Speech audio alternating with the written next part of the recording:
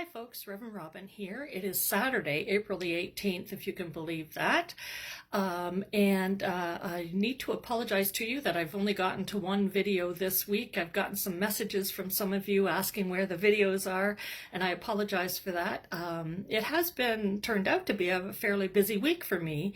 I've been involved in a number of Zoom calls, so using the computer to meet with folks and have some discussions around what's happening right now and the things that we're going to do. One of them was a Zoom meeting that was put on by some theologians in the States who were talking about what was going to happen to our churches and that sort of thing.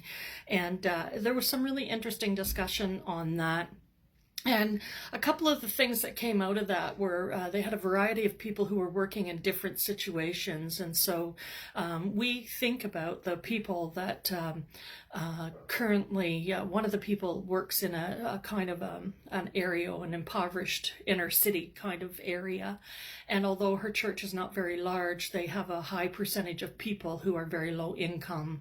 And so they're right next door to a school. And in that school, 75% of the children in that school eat their meals through the school. So they're on a lunch program, and that might be the only meal they get in a day.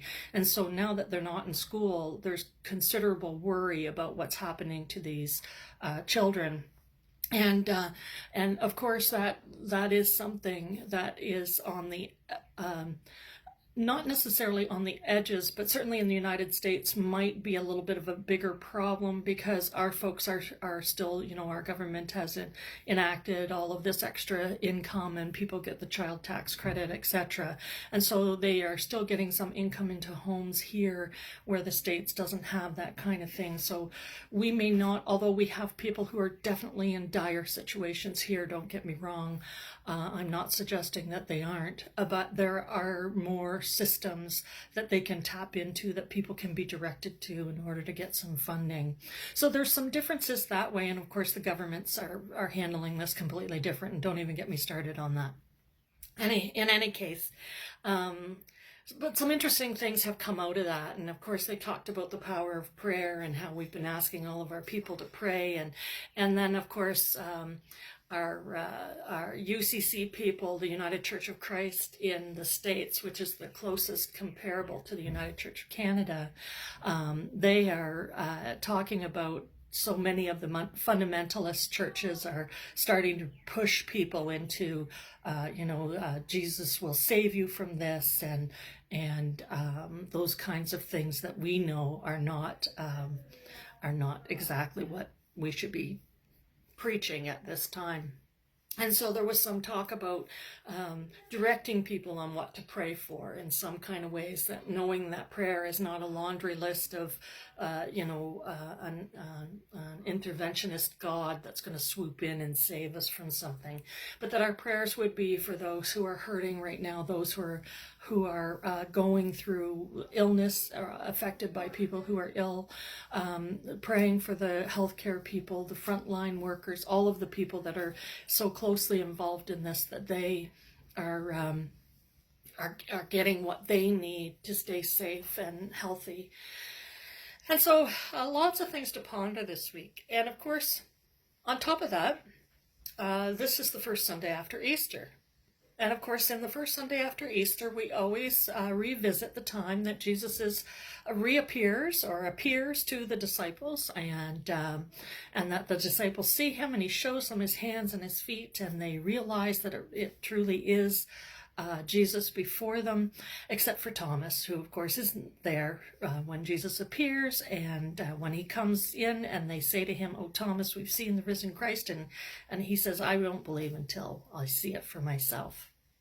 And certainly that is a lot of that message, what I was just talking about, that are, some of our neighbors in the States, and we probably have those folks here that are the naysayers about this. This isn't real. This is all fake news. This is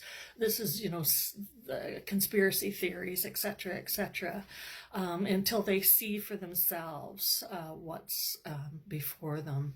And, I hate to make that analogy with this only because it is a different scenario in a lot of ways, but you can't help but think about some of those things that come up.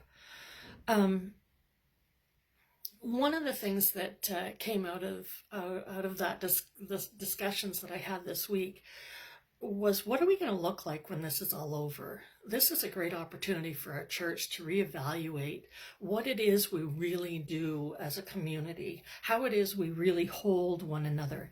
And the question that came up with this group of theologians is, how will we reconvene now that we've become aware that the church is not the building? Now, I say this to you every week, and you know that you have not been to church, you are the church. And that's my way of saying the church is beyond the building. The church is not the building.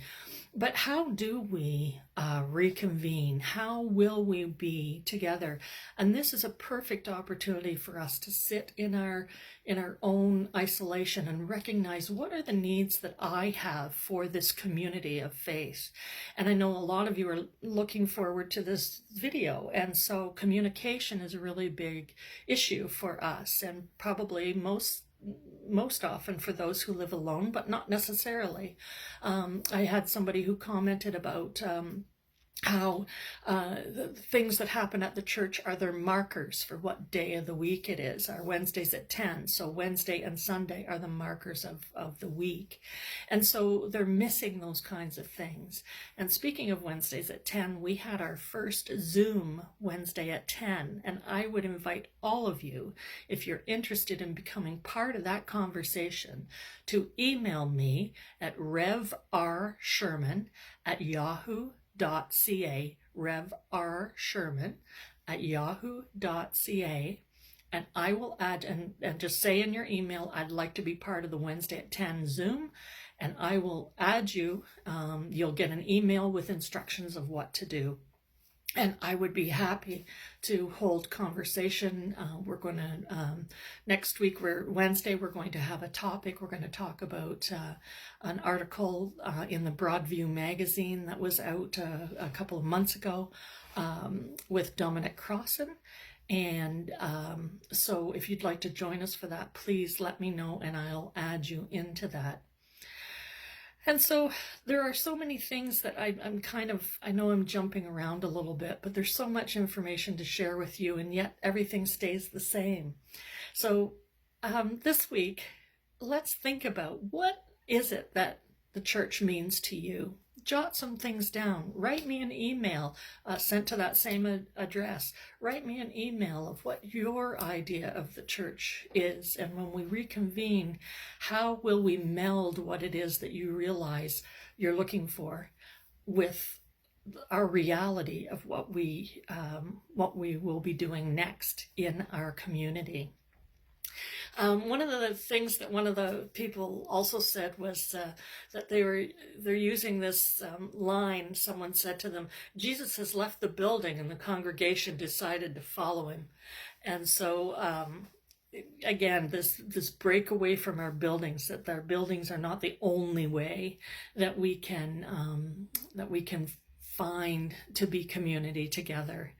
And so that's what I want you to think about as you come into this this after Easter time, when the realization is that the message of Jesus is still moving forward, that regardless of what's happening now, even if we stay in our rooms and stay in isolation, there's work that's still moving forward, and that Jesus wants us to move forward with that. He says to the disciples, to go to as God has sent me, I send you. And I realize that we can't go out right now and do that, but there's other ways of communicating with one another. Call one another, talk to one another, jump into these Zoom meetings. Let's find ways of being together in this, and realize too that you're never alone in this. Call somebody, talk to people on the phone, do what you can in that way. Stay connected. That is the most important thing in all of this, is that we stay connected in some kind of way.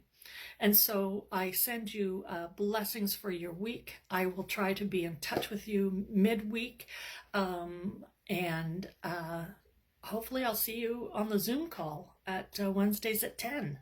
All right. Bye for now.